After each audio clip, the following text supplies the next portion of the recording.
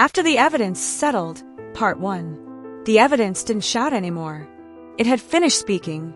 The police station, once alive with ringing phones and hurried footsteps, felt oddly quiet.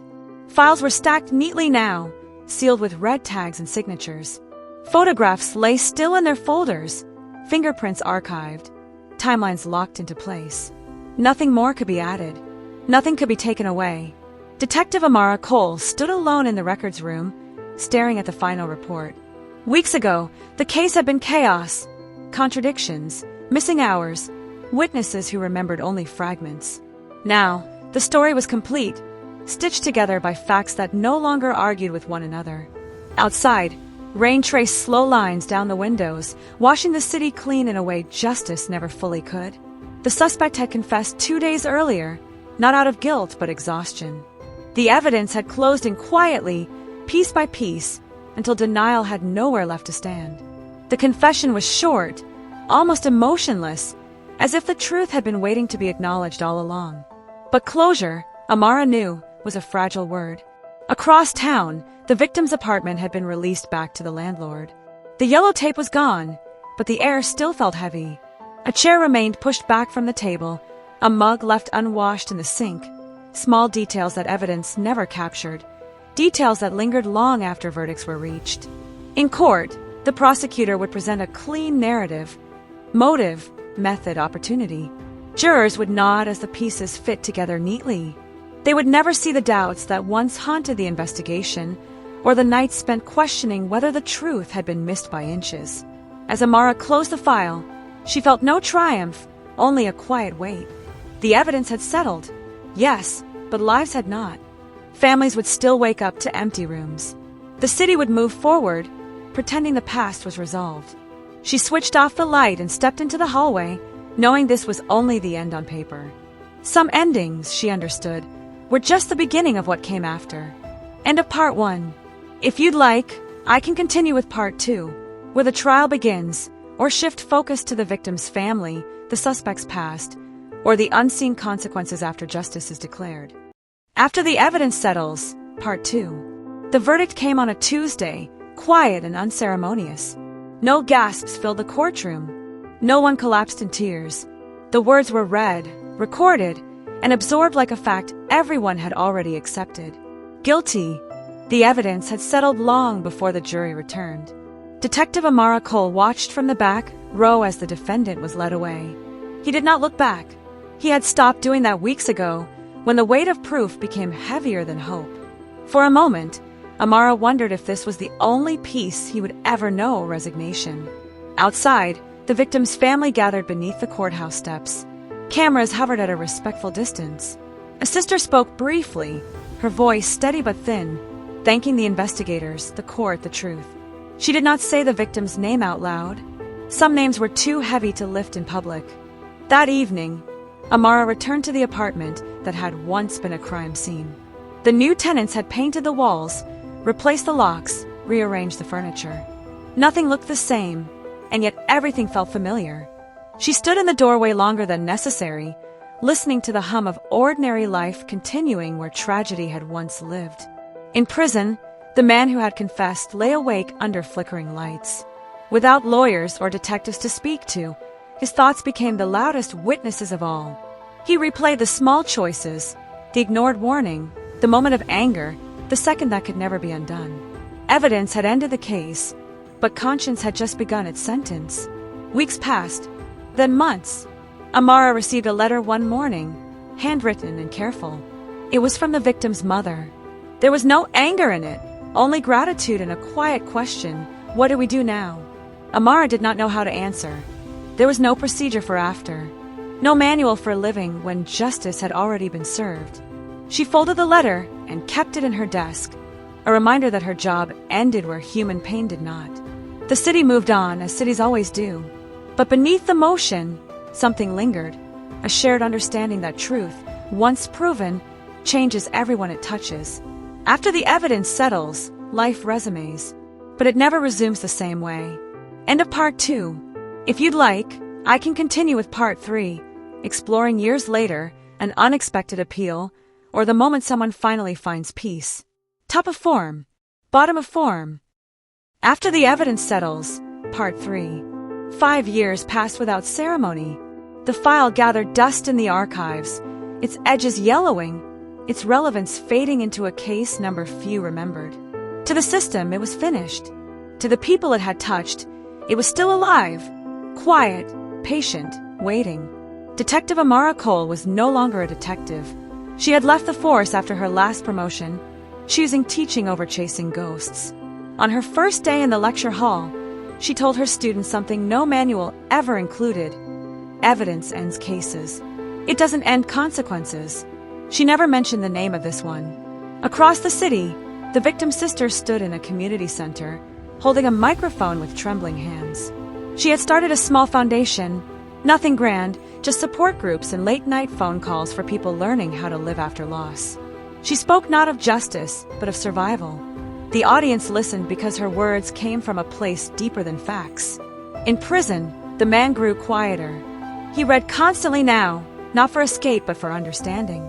Years earlier, he had filed an appeal, thin and desperate, and it had been denied without surprise. The evidence still stood, unshaken. In the margins of old books, he wrote apologies no one would ever read. One autumn afternoon, a request reached Amara's desk at the university. A former inmate, enrolled through a rehabilitation program, asked permission to attend her lecture. The name caught her breath. She said yes. They never spoke directly about the crime. They didn't need to. He listened. She taught. In that shared silence, something shifted. Not forgiveness, not absolution, but acknowledgement. The truth had already been proven. What remained was responsibility. Later that year, the victim's mother planted a tree in a small public park. No plaque marked it. She didn't want the world to know why it was there, only that something living had been placed where grief once stood. After the evidence settles, time does its own work. It does not erase, it does not excuse, but sometimes, quietly, it allows people to breathe again. And in that breath, life, changed, imperfect, and scarred, finds a way forward. End of Part 3. If you want, I can continue with a final part that brings all the lives together one last time, or begin a new story in the same reflective crime world style. After the evidence settles, Part 4. The reunion was never planned. It happened on an ordinary morning, in an ordinary place, a city park where people passed without knowing they were walking through intersecting histories. The tree the victim's mother had planted years earlier had grown tall enough to cast real shade now. Its leaves whispered in the wind, unaware of what they symbolized. Amara Cole sat on a bench nearby, a notebook resting on her knee. She came here often between lectures, grading papers, and watching the city practice being alive. Retirement from the force had softened her pace, but not her awareness. She still noticed everything. The victim's sister arrived first, carrying a small bag of pamphlets from the foundation she ran. She paused by the tree, touching its bark as if greeting an old friend. She didn't notice Amara at first. Then footsteps approached from the path behind them. The man from the case, older now, thinner, walked slowly, accompanied by a counselor. Parole had not made him free, only present. He had been assigned community service in the park, planting flowers, repairing benches, tending spaces meant for healing. He stopped when he saw the tree. No one spoke. Amara rose quietly and moved closer, not as a detective, not as a teacher, just as a witness. The sister turned, recognition flickering across her face. Her hands tightened around the bag, but she didn't step away.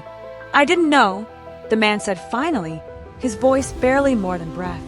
"About this." The sister nodded once. "It wasn't for you to know." Silence stretched, heavy but not hostile. "I think about it every day," he said. "Not the trial, not the evidence. The moment after, when everything was already done." The sister swallowed. "So do we." There were no apologies exchanged, no forgiveness declared. Those words were too fragile, too easily misunderstood.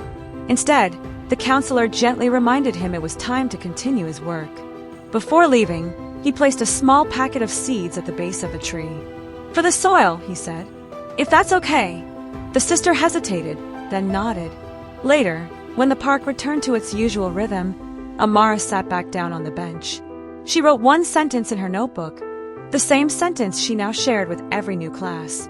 After the evidence settles, truth remains, but meaning is something people must build themselves. The wind stirred the leaves overhead. Life went on, not healed, not whole but honest. And sometimes that was enough. End of part 4. If you'd like, I can write a final closing chapter, or start a new story with a different case and a different aftermath. After the evidence settles, part 5. Years later, the city added a plaque. It wasn't about the crime. No names were engraved, no dates of violence recorded. It simply read, "For those who continue living after the truth is known." Most people passed without stopping. Amara Cole noticed it the first morning it appeared. She stood before it longer than she meant to, tracing the letters with her eyes. She had learned, over time, that memorials weren't built for the past, they were built for the present, for people who needed permission to remember without reopening wounds. The park had changed. Children played where investigators once walked with measured steps. The tree stood strong now, roots deep, branches wide. Each season it shed its leaves and grew them back again, indifferent to history but shaped by it. The victim's sister watched a support group gather beneath that tree one afternoon. Strangers sat in a circle, sharing stories that never made headlines. Loss had brought them together, but living kept them returning. She no longer introduced herself by what she had lost. She spoke of what she was building. The man who had once stood in chains now passed the park freely, though not lightly. He never lingered long. Sometimes he watered the soil near the tree when no one was watching. Sometimes he just nodded in its direction, a quiet acknowledgement of a life forever linked to his own. No one chased him. No one welcomed him. That, too, was part of justice. On the anniversary of the verdict, an ordinary day marked only on a few calendars, Amara gave her final lecture of the semester. She closed her notes and looked at her students. "Facts tell us what happened," she said. "Evidence tells us what can be proven. But what comes after, that's where responsibility lives." The room was silent. Outside, the city continued its endless motion. People fell in love. People argued. People made mistakes and learned to live with them. After the evidence settles, there is no dramatic ending. There is only time, and what people choose to do with it. End of part 5. If you'd like, I can write an epilogue or begin a new crime story focused on a different phase, before, during, or long after the truth comes out. After the evidence settles, part 6. The letter arrived without a return address. Amara Cole found it in her university mailbox on a gray afternoon, mixed in with exam papers and faculty notices. The envelope was plain, the handwriting careful, deliberate. She didn't open it right away. Some instincts never faded. Inside was a single page. "I don't expect a reply. I just needed you to know that I am leaving the city. I have been offered work far away, somewhere quiet. I carry what happened with me, but I will not let it follow me into everything. Thank you for teaching me that evidence ends a case, but responsibility never ends." No signature was needed. Amara folded the letter and looked out the window at students crossing the courtyard, unaware of how many lives brushed past one another without ever truly meeting. She placed the letter in the same drawer where she kept the old note from the victim's mother. 2 messages, years apart, connected by a single truth. Moving forward did not mean forgetting. That weekend, the park hosted a small community gathering. Music played softly. Food was shared. Laughter drifted through the air, tentative at first, then genuine. The tree stood at the center, its branches full, offering shade to anyone who needed it. The victim's sister arrived late, standing at the edge before stepping in. She no longer scanned faces for familiar ghosts. She looked for people who were still here. At the base of the tree, new flowers had begun to bloom, seeds planted long ago finally ready. No one could say who had planted them. It didn't matter. Across town, a moving truck pulled away from a narrow street. The man sat inside, watching the city disappear in the rearview mirror. He felt no relief, only a steady resolve. He could not change what he had done, but he could choose not to let the harm multiply. As evening fell, Amara walked through the park one last time before heading home. She paused at the plaque, then at the tree, and finally kept walking. After the evidence settles, stories do not end. They thin out. They grow quieter. They become part of the background of ordinary life. And sometimes, in that quiet, healing finally finds room to exist. End of part 6. If you want, I can write a final epilogue to close the entire series, or begin a new story that explores what happens when evidence never fully settles. Top of form. After the evidence settles, part 7. The call came years later, on a night that felt too calm to carry bad news. Amara Cole was halfway through grading papers when her phone vibrated. The number was unfamiliar, but the pause on the line after she answered told her everything. Someone had found the old case again. "It's been reopened," the voice said carefully. Not the verdict, just the record. There was no panic in Amara, only a slow tightening in her chest. Evidence did not change easily, but history, she had learned, was always being reread. At the courthouse, a small review committee gathered around a table far less crowded than it had once been. New technology had re-examined old materials, not to overturn the truth, but to clarify it. A timeline refined, a minor detail corrected, nothing that altered guilt or innocence, yet enough to remind everyone how fragile certainty could be. The victim's sister was informed first. She listened without interruption, then thanked the caller. When the line went dead, she sat in silence, surprised by how little the news disturbed her. She had already done the harder work, learning to live beyond answers.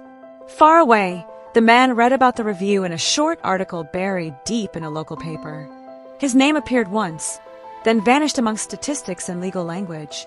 He felt no fear, only acceptance. The evidence had settled long ago. This was merely the system adjusting its reflection in the mirror. In the park, the tree lost its leaves early that year. Autumn came harsh and sudden, scattering reminders across the ground.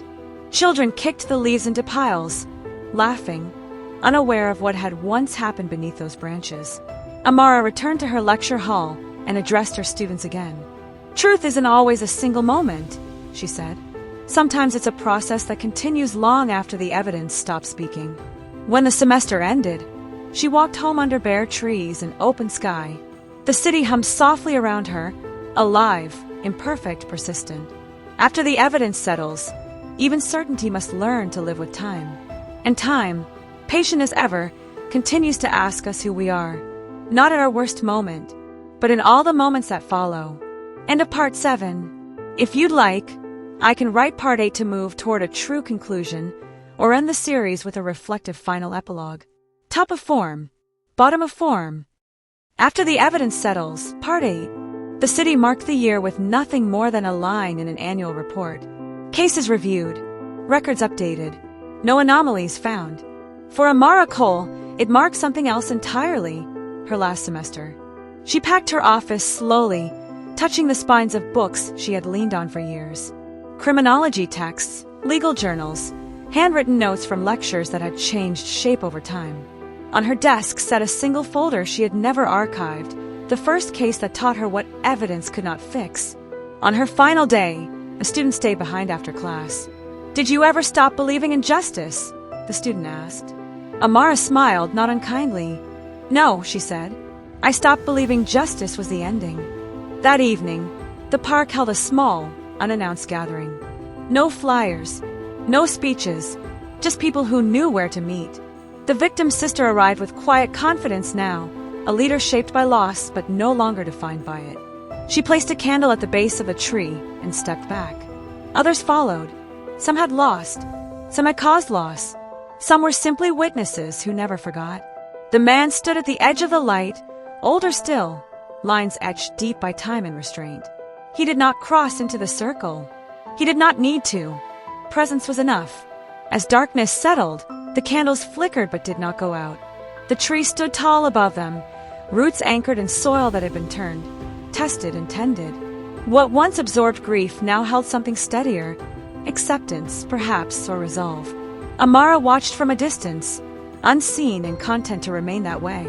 For the first time in years, she felt no urge to intervene, to explain, to record. After the evidence settles, stories don't demand attention. They wait. They soften. They teach those willing to listen. Amara turned and walked away, carrying nothing with her, not even the file. Only the understanding that truth, once proven, must eventually be trusted enough to be left behind. End of part 8. If you want, I can write Part 9 to bring the series toward its final reflection, or craft a single epilogue that closes everything in one quiet moment. After the evidence settles, Part 9. The morning Amara left the city, there were no goodbyes. She boarded the bus with a single suitcase and a notebook that had followed her through 2 careers. The city passed by the window, familiar streets, unfamiliar faces, a place that no longer needed her to stand watch. She felt no sadness, only a gentle certainty that her part of the story had been told. Miles away, the park woke to early light. Dew clung to the grass beneath the tree, and the plaque caught the sun just long enough to be read before the glare softened it again. A jogger paused, reading the words, then continued on, carrying nothing but a quiet thought into the rest of the day. The victim's sister unlocked the door to the foundation's new office, larger now, brighter. On the wall hung no photographs of the past, only schedules, names, plans for tomorrow. She had learned that memory didn't need to be displayed to be honored. The man stood at a train platform in another city, watching commuters rush by. No one recognized him. That anonymity was not freedom, but it was space to act better than he once had, even if that would never erase the harm. He adjusted his coat and stepped forward when the train arrived. That afternoon, a clerk digitized old court records. The case file was scanned, compressed, and stored among millions of others. Paper reduced to data, weight reduced to numbers. The system moved on, satisfied. But outside the system, life continued its slower work. A child played under the tree. A candle burned down to wax. A woman opened a notebook and wrote the first line of a story that did not begin with a crime. After the evidence settles, what remains is not the proof. It is the people and the choices they make when no one is keeping score. And of Part 9, if you'd like, I can write Part 10 final to close the entire series, or let Part 9 stand as the quiet ending. Is this conversation helpful so far? Top of form, bottom of form, top of form.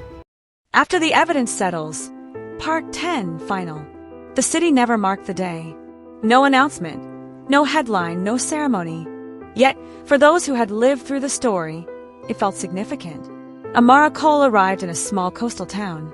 The ocean stretched wide, restless, indifferent. She walked along the shore with her notebook in hand, writing observations of life that had nothing to do with crime. Seagulls dipping, waves curling, children building sandcastles. She realized, finally, that some stories ended not with closure, but with noticing. Back in the city, the tree in the park had matured fully.